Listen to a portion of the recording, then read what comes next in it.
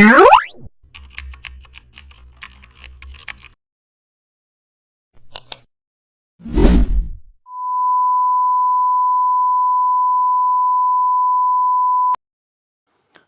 back to the channel and don't forget to like, share and subscribe for more updates. Today we are diving into an exciting tutorial how to create HDR toning for foggy forest mode. Open your foggy forest photo in Photoshop, duplicate the main layer for safety and also enter the HDR toning panel. Now choose the low saturation type for mode and also increase detail to bring depth into fog. Lower exposure slightly for mystery, reduce highlights to maintain fog softness, raise gamma for soft mid-tone glow, and also add a touch of vibrance to green tones.